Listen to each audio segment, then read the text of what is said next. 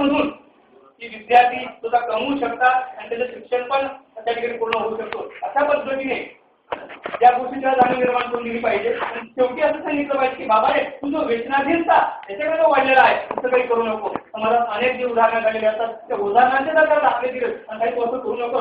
तू भरपूर हुशार आहे, अजून काहीतरी करू शकतो. तुझ्या जीवनामध्ये अजून बरंच तुला करायचं आहे, कारण अजून 30 वर्षाचा आहे, बरंच आयुष्य पुढे गाठायचं आहे. उद्या जर सुंदर जीवन तुला जर बघावायचं असेल तर या गोष्टी करणं खूप गरजेचं आहे. त्या ठिकाणी तो जो संदेह आहे, जर असं समजून द्यायचं अशा गोष्टी जर त्याला समजून सांगितलं तर नक्कीच त्याचं जे 21वा वर्ष आहे ते 21व्या शतकाला हातभार लावेल. आणि 20व्या वर्ष आपण जो 20व्या वर्ष आपण सादर करतोय 2020 खरोखर अशा मुलांना जर त्यांच्या 21व्या शतकाची घडामोडी त्यांच्या जीवनाचा बदल जर घडवला तर नक्कीच भारत हा 2020 मध्ये एक महासत्ता बनेल. शंका आहे.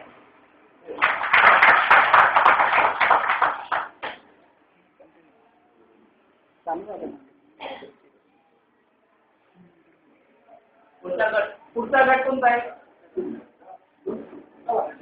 या गटात कोणाला काही चर्चा आणखी काही बोलायचं होतं?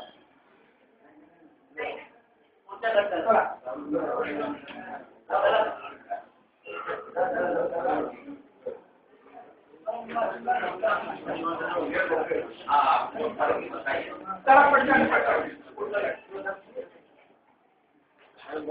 पटकन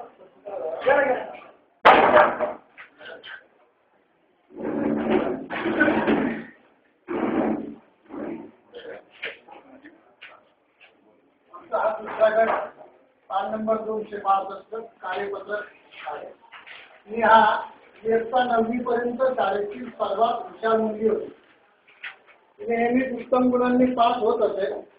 तिचे आई वडील दोघेही डॉक्टर आहेत.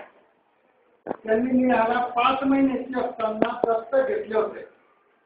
ही घटना निहाला तिच्या दूरच्या नातेवाईकांकडून नुकतीच समजली. तेव्हापासून ती खूप शरीरभैर झाली आहे. तिने आई वडिलांशी संवाद खूप कमी केला आहे. सतत आपल्या खोलीत बसून अभ्यासाची पुस्तके बघत राहते. मित्र मैत्रिणींना टाळते. आई वडिलांना हा वयानुरूप होणारा बदल वाटतोय.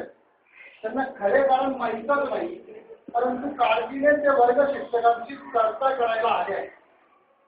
अशा या कार्यपत्रकामध्ये आम्ही समस्या ती निवडली आहे.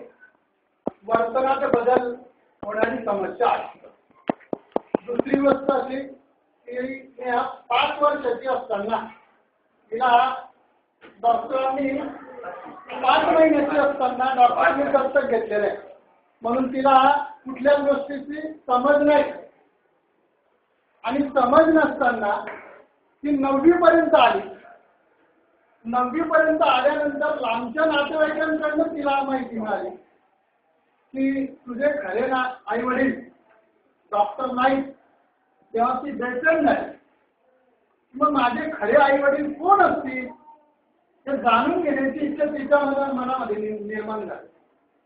की कोण असतील माझे आई वडील, कुठे असतील, काय करत असतील. आणि म्हणून तिच्या मनामध्ये निर्माण झालेलं हे जे भावनांचं वादळ आहे ते वादळ निर्माण आहे. आणि मग वादळ निर्माण झाल्यानंतर तिच्या मनामध्ये ताणतणाव निर्माण झाला. आणि अशा या ताणतणावामध्ये ती आपल्या खोलीमध्ये एकटीच बसते. पुस्तकांची पानं चालत बसते. आपल्या मित्रमैत्रिणींपासून लांब जाण्याचा प्रयत्न करते. डॉक्टर आई वडिलांपासून ते लांब राहते. म्हणून डॉक्टर आई वडिलांना विचार करतो की काय नेमकी आता बदल होतोय.